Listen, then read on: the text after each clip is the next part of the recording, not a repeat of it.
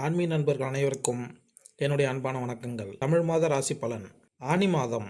ஆனி மாதத்தில் நிகழும் சில கிரகங்களின் பெயர்ச்சிகள் காரணமாக சில அபூர்வ சேர்க்கைகளும் நடைபெற இருக்கின்றன. சூரியன் மிதுனத்திற்கு செல்லும் போது ஆனி மாதம் பிறக்கிறது. இதனால் ஆனி மாதம் மிதுன மாதம் என்று அழைக்கப்படுகிறது. ஆனி மாதத்தில் ஏற்படும் சூரிய பெயர்ச்சி காரணமாக குரு ஆதித்ய யோகமும் உருவாகிறது.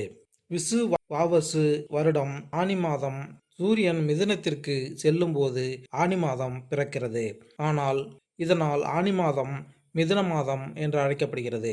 மிதுன ராசிக்கு பெயர்ச்சியான நிலையில் ஆனி மாதத்தில் ஏற்படும் சூரியன் பெயர்ச்சி காரணமாக இதனால் சில ராசிகள் சாதகமான பலன்களை பெற்று வாழ்க்கையில் எல்லா சிறப்புகளையும் பெறுவார்கள் என்று ஜோதிட வல்லுநர்கள் கூறுகின்றனர். ஜோதிடத்தில் மாதராசி பலன் மற்ற பலன்களைப் போலவே கிரக ஆதித்ய யோகத்தால் குரு பகவான் சூரியனின் அருளை பரிபூர்ணமாக பெற்று ரிஷபம், சிம்மம் உள்ளிட்ட 5 ராசிகள் பணம், பெயர், புகழ், அதிர்ஷ்டம் என அனைத்தையும் பெற்று வளமாக வாழ்வார்கள் என்று ஜோதிட கணிப்புகள் கூறுகின்றன. அந்த வகையில் ஜூன் மற்றும் ஆனி மாதத்தில் நிகழும் புதன், செவ்வாய், சுக்கிரன் பெயர்ச்சிகள் மற்றும் இதனால் ஏற்படும் கிரக சேர்க்கைகள் பல அரிய ராஜயோகங்களை உருவாக்குகின்றன. ஜூன் மாதத்தில் ஆனி மாதம் பிறப்பில் நிகழும் புதன் மற்றும் சூரியன் பெயர்ச்சி காரணமாக மிதுனத்தில் குரு, சூரியன் மற்றும் புதன் இணைந்து திரிகிரகி யோகம் உருவாக உள்ளது. இது ஜோதிடத்தில் அற்புதமான அரிய நிகழ்வாக பார்க்கப்படுகிறது. இதனால் உருவாகும் யோகங்கள் பல ராசிக்கு அட்டகாசமான பலன்களை கொடுக்க உள்ளது. சில அதிர்ஷ்ட ராசிகள் குறித்து இங்கு தெரிந்து கொள்ளலாம். நவகிரகங்களின் அரச கிரகமான சூரியன் மிதுன ராசியில் சஞ்சரிக்கும் மாதம் ஆனி மாதம். சூரியனின் வடதிசை பயண காலமான உத்தராயண காலத்தில் கடைசி மாதமாக வருவது ஆனி. அதாவது தேவர்களும் உரிய பகல் பொழுதின் இறுதி பகுதி. நம் நாட்டில் நீண்ட பகல் பொழுதினை கொண்ட மாதமாக இந்த மாதம் அமைந்துள்ளது என்ற கருத்தும் வழக்கில் உள்ளது. பல்வேறு சிறப்பு கொண்ட ஆனி மாதத்தில் மேஷம், ரிஷபம், மிதுனம், கடகம், சிம்மம், கன்னி, துலாம், விருச்சகம், தனுசு, மகரம், கும்பம் மற்றும் மீனராசிகளில் பிறந்தவர்களுக்கு என்னென்ன பலன்கள் கிடைக்கப் போகிறது என்று இந்த பதிவில் பார்க்கலாம். மேசராசி. அரச கிரகமான சூரியன் 3ஆம் இடத்தில் பயணம் செய்யும் இந்த காலத்தில் புதிய முயற்சிகளில் வெற்றி கிடைக்கும். வெளியூர் செல்லும் நிலை உண்டாகும். வியாபாரம் விருத்தியாகும். உங்கள் பேச்சில் நகைச்சுவை உணர்வு அதிகரிக்கும்.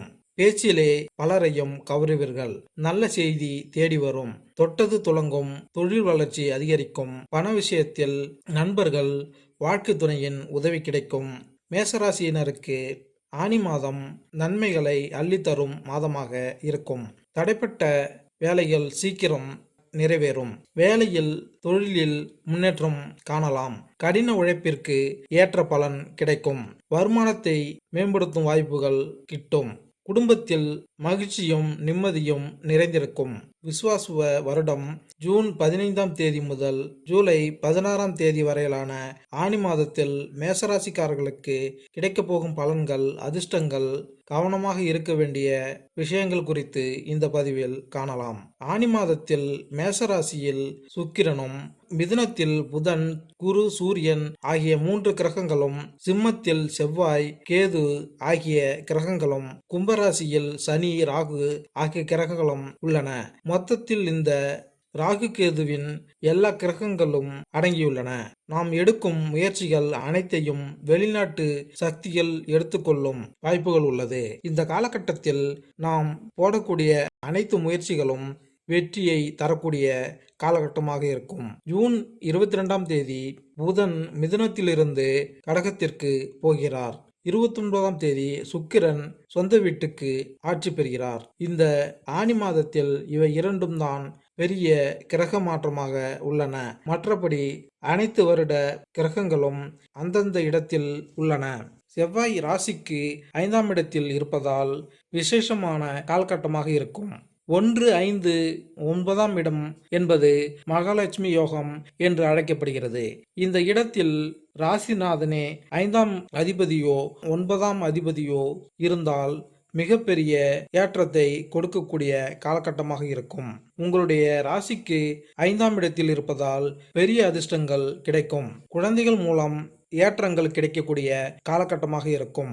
உங்களுடைய அபிலாஷைகள் அனைத்தும் பூர்த்தியாவதற்கான வாய்ப்புகள் உள்ளது. எடுத்த காரியங்கள் அனைத்தும் வெற்றி பெறும் வாய்ப்புகள் உண்டாகும். 5ஆம் இடத்தில் செவ்வாய் இருப்பதால் பூர்வ புண்ணிய ஸ்தானம் ஏற்றத்தை கொடுக்கக்கூடிய காலகட்டமாக இருக்கும். இதுவரை குழந்தை பாக்கியம் இல்லாமல் நீண்ட காலமாக காத்திருப்பவர்களுக்கு குழந்தை பிராப்தம் உண்டாகும். ராசிக்கு 3ஆம் இடத்தில் குரு பகவான் இருந்து 7ஆம் இடத்தை பார்ப்பதால் திருமண பாக்கியம் நிச்சயம் கைகூடும் காலமாக இருக்கும். வருட கிரகங்கள் அனைத்துமே இந்த மாதத்தில் சாதகமாக இருக்கும் காலகட்டமாக உள்ளது. சனியும் ராகுவும் சேர்ந்து 11ஆம் இடத்தில் இருந்தால் தொழிலில் அபரிவிதமான மாற்றங்கள் ஏற்றங்கள் கிடைக்கும் காலகட்டமாக இருக்கும். மாத கிரகங்கள் என்று சொல்லக்கூடிய சூரியன், செவ்வாய், புதன், சுக்கிரன் ஆகிய 4 கிரகங்களின் சூரியன் ராசிக்கு 3ஆம் இடத்தில் இருப்பதால் நினைத்த காரியங்கள் அனைத்தும் கட்டாயம் நடக்கும். ராசியில் சுக்கிரன் அமர்ந்துள்ளதால் குடும்பத்தில் சீரான அமைதி இருக்கும். ஜூன் 21ஆம் தேதி ராசிக்கு 2ஆம் இடத்தில் சுக்கிரன் போவது பெரிய விசேஷமாக இருக்கும். இதன் மூலம் தனஸ்தான அதிபதி சுக்கிரன் 2ஆம் இடத்தில் இருப்பதால் பணவரவிற்கு பஞ்சம் இருக்காது. ஏற்றமான காலகட்டமாக இருக்கும். கணவன் மனைவிக்குள் அந்யோன்யம் உண்டாகும். பேச்சினால் அனைவரையும் கவரும் வாய்ப்புகள் உண்டாகும். ராசிக்கு 3ஆம் இடத்தில் இருக்கும் புதன் 4ஆம் இடத்தில் போகிறார். படிக்கக்கூடிய மாணவர்களுக்கு புதிய முயற்சிகள் அனைத்தும் வெற்றியை தரும். முயற்சிகள் அனைத்தும் நல்ல பலன்களை தடுக்கும். ஜூலை 7 முதல் 8 வரையிலான காலகட்டத்தில் புதிய முயற்சிகள் தவிர்ப்பது நல்லது. மேசராசிக்காரர்களுக்கு மிகுந்த ஏற்றமான காலகட்டமாக இருக்கும். உங்களுடைய அபிலாஷைகள் அனைத்தும் நடக்கும். நினைத்த காரியங்கள் நடக்கும். அற்புதமான காலகட்டமாக இருக்கும். 9ஆம் இடத்தை குரு பார்ப்பதால் வெளிநாடு சென்று படிக்கும் வாய்ப்பு, தந்தையினால் ஏற்றமும் உண்டாகும். பணவரவிற்கு பஞ்சம் இருக்காது. தொழிலில் அபிவிருத்தி உண்டாகும். மேலும் இந்த பதிவு உங்களுக்கு பிடித்திருந்தால் லைக் பண்ணுங்க, கமெண்ட் பண்ணுங்க, மறக்காம சப்ஸ்கிரைப் பண்ணுங்க. நன்றி, வணக்கம்.